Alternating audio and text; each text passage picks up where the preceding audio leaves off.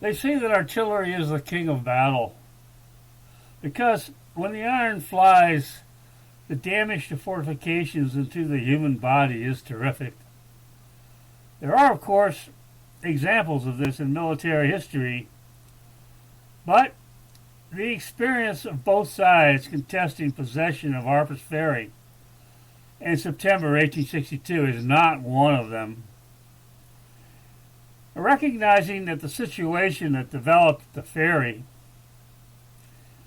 as a consequence of General Lee's plan of operation was primarily the fault of Major General John Wool, who micromanaged the organization of the force that was to resist the Confederate effort to seize the place, we must take into account the question of how efficient did the Union and Confederate artillery function on Sunday, September 14, and Monday, September 15.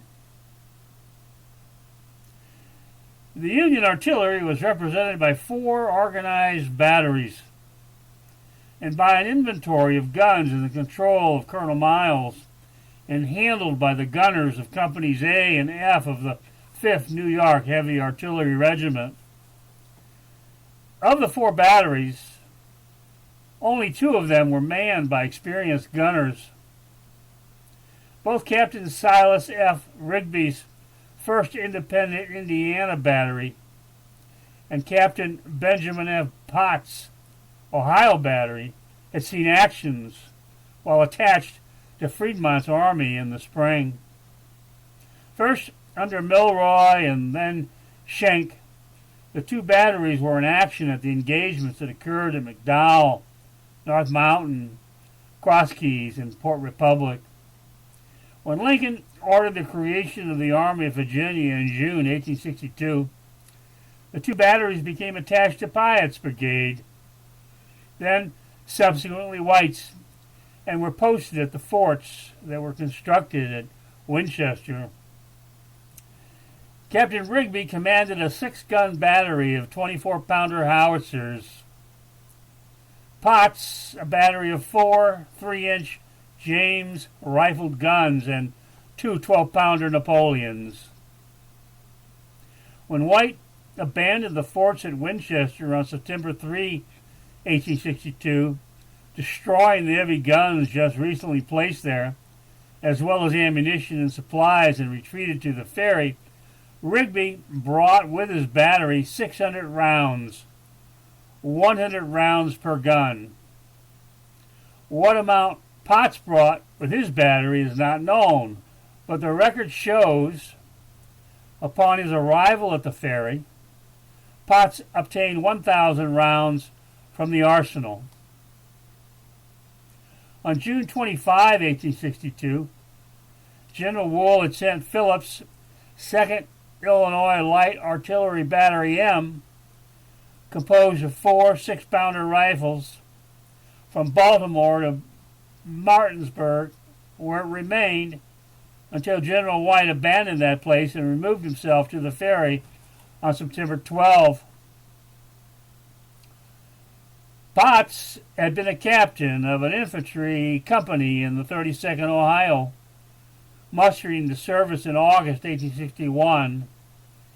He served with the regiment in Western Virginia and was present with McClellan's army in the Tigard River Valley, and in the spring of 1862 he was with Milroy at McDowell and then with Fremont in his pursuit of Jackson up the valley in June. In July, he was detached from his infantry company and was assigned command of the battery at Winchester, taking it to the ferry in September. The 4th organized battery present at the ferry in September was that of Vaslin's Indiana Battery No. 15, which arrived at General Wool's order on August 26 from Baltimore.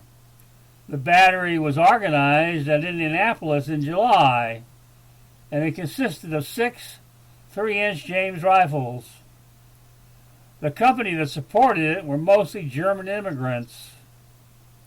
When it arrived, it went into camp at Camp Hill, but later camped in the swale of ground between Camp Hill and Boulevard Heights. Miles' inventory of guns were 8 12-pounder howitzers, 2 12-pounder James rifles, 6 12-pounder Napoleons, and 2 24-pounder Parrots. Miles placed these guns behind the fortifications on Camp Hill. 2 of them he placed first at Sandy Hook and later in the lower town covering the Potomac bridges.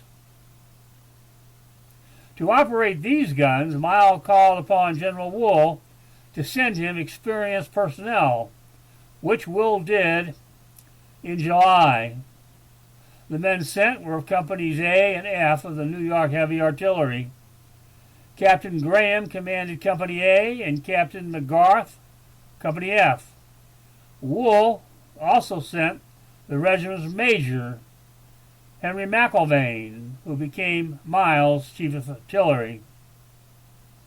By the time General White abandoned Winchester and came to the Ferry, only to be ordered by Wool to leave his brigade with Miles and carry himself to Martinsburg to take command of the 65th Illinois, Phillips Battery, and the recently arrived raw 125th New York Regiment, Captain McGarth was in command of the 3 heavy guns on the western slope of Elk Ridge, and Captain Graham was in command of what pieces of Miles' inventory remained in place on Camp Hill. Some of the 5th New York gunners were assigned to manage the guns operating with Colonel Manning's 87th Ohio Regiment at Point of Rocks, and 2 guns with Colonel Malsby's Maryland troops positioned at Sandy Hook. When the crisis came on Sunday, September the 14th, Miles made reasonable decisions regarding the disposition of his artillery. He placed Rigby's battery, the gunners the most experienced of the companies manning the 4 batteries, at the eastern end of Boulevard Heights, where the Charleston Pike intersects, and Potts, the second most experienced, behind and to the left of Rigby. One section of Vaslin's battery was placed about in the middle of the entrenchments that line the ridge of the heights, from the pike westward toward the cliffs overlooking the Potomac. Vaslin's other 2 sections were placed at the far end of the ridge to provide counter battery if Confederate guns opened from the knob across the bend of the river. Phillips' battery was placed to the right of Vaslin's center section of guns.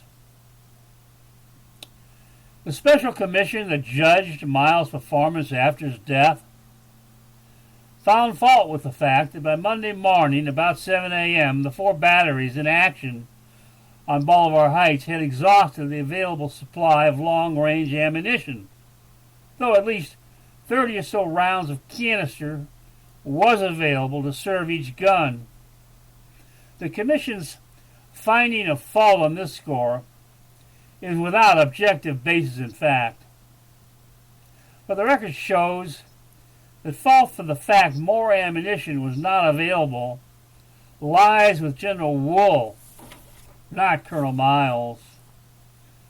Though the available record on this point is not complete, what is available shows that at the time of Jackson's movement down the valley in the spring of 1862, General Wool had ordered Miles to send ammunition from the arsenal to Washington, D.C., the authorities there hustling to shore up the capital's defenses. Other messages show that subsequent to this, General Wool ordered Miles to provide a statement of available ammunition, the statement not yet found in the record, and that Miles called upon General Wool for requisitions, and that once approved by Wool, such requisitions had to be presented to the Ordnance Department in Washington to be filled. the ammunition having to be shipped from Washington via relay station by train to the ferry. While we have available a message Wool sent to the Ordnance Department in September asking for immediate delivery of ammunition to Baltimore for his use, we have nothing that shows Wool made any effort to secure ammunition for the ferry at this time. The record shows also that much of the ammunition fired by the guns on both sides were defective. On the Union side, few of the long-range shells, these were percussion shells, fired from the batteries on Bolivar Heights actually exploded, and that many of the shells fired from the Confederate batteries, both on Loudoun Heights and in front of Bolivar Heights, failed to explode. This because their fuses were cut too long. The shells bored into the earth on and about Bolivar Heights without exploding. So we have a situation where through the afternoon of Sunday the 14th, the batteries on both sides made a great deal of noise, but little actual damage, though structures on Camp Hill were demolished. This is proven by the fact hardly a handful of the Union gunners serving the pieces on Bolivar Heights through the hours of the long barrage were killed or wounded. As for the artillery action on Elk Ridge, again, neither side had much practical effect.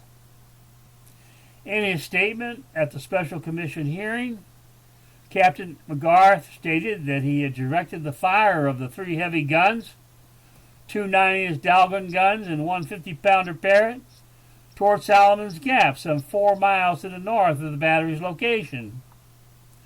Depending upon the elevation these guns are set at, it is possible their discharge can throw a shell that distance.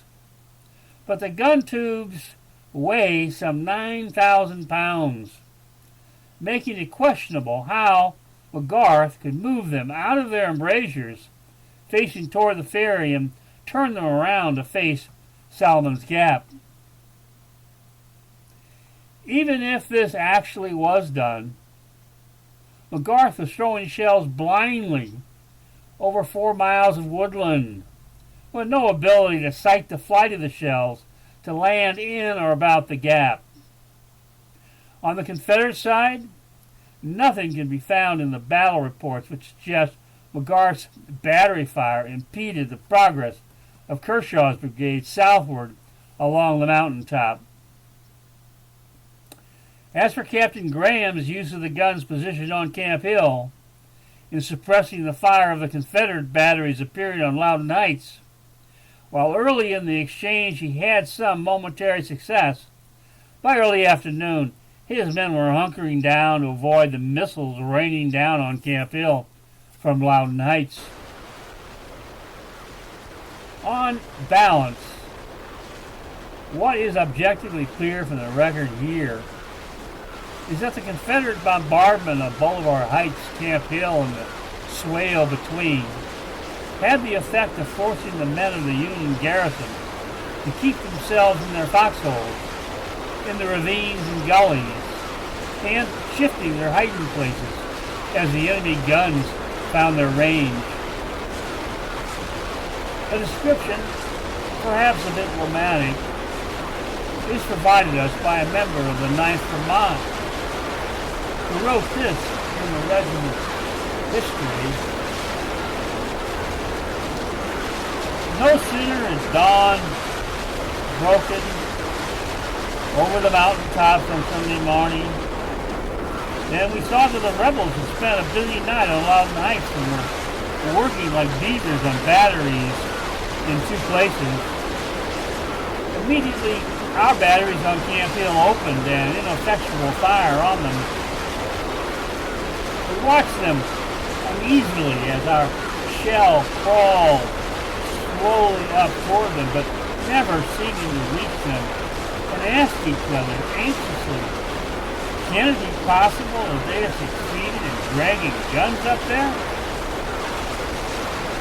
At about 1 o'clock in the afternoon, we were lying on our backs in the grass behind our tents, watching our shell lift themselves up so wearisomely in their long flight toward the hostile working parties, when suddenly I saw 2, 3, 4, half a dozen puffs of smoke burst out in the very center of them, and we jumped to our feet, clapped our hands and our rod in delight. Our guns have the range, and the rebels have got to go. Suddenly, in the very center of White's brigade, there was a crash, then another and another, and columns of dirt and smoke leaped into the air as though a dozen volcanoes had burst forth. My companion caught the situation quicker than I and exclaimed, "It's their guns!" In an instant, the bivouac turned into the appearance of a disturbed anthill. Artillery, infantry, and cavalry were mixed in an absurd and laughable melee as the panic increased. The rebel batteries were now in most rapid play, and as the fugitives came streaming toward us, the shells followed them with unerring practice. All at once one dropped into our camp, and I sprang up with the exclamation that it was getting to be no laughing matter, and we'd better be taking care of ourselves.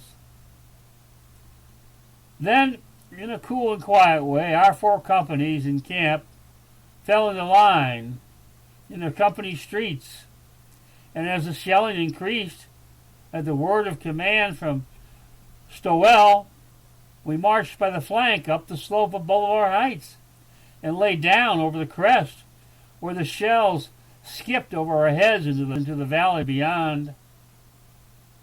Again we laughed, but only for a moment, and for the last time in Harper's Ferry. We lay peering over at Loudon Heights, and with occasional scannings of the front and our left, where we could see the rebel lines moving in and out of the fringe of woods and batteries going into action. Suddenly, immediately behind us, we heard new concussions shake the earth, and to our dismay, right across the open ground where the Shepherdstown Road entered a fringe of woods was an appalling long bank of cannon smoke, not over 1,000 yards away. We could plainly see the brass guns as they ran out of the woods. In an instant, the air seemed alive with exploding shells. We were between 2 fires, and there was no shelter that would protect a rabbit. For a space of time that seemed to me indeterminable, we did the best we could by moving over from one slope to the other to avoid the shell, and were miraculously preserved. Later in the afternoon, we were glad to get orders to march by the flank over to the left to help Colonel Downey, who was being driven in by the steady advance of A.P. Hill's division.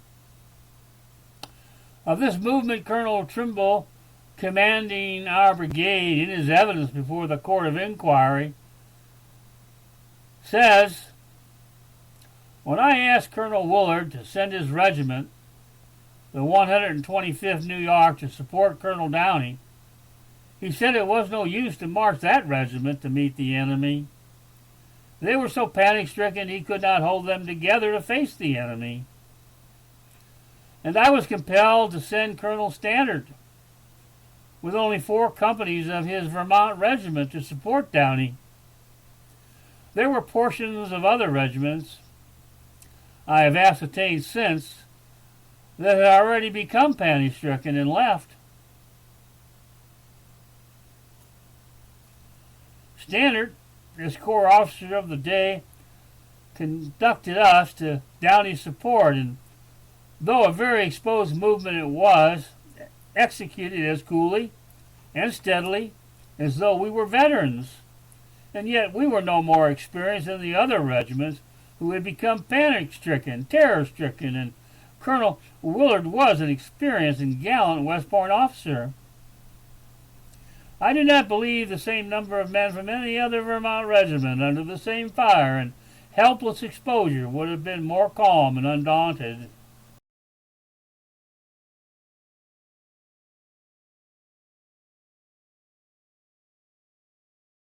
So it was then, as it was with Napoleon's infantry fighting for possession of Le Haisant, Santa Anna's at the Alamo, the Germans at the Bulge, the Chinese at Chosin. At some point, the guns must go silent, and the charge and struggle must begin.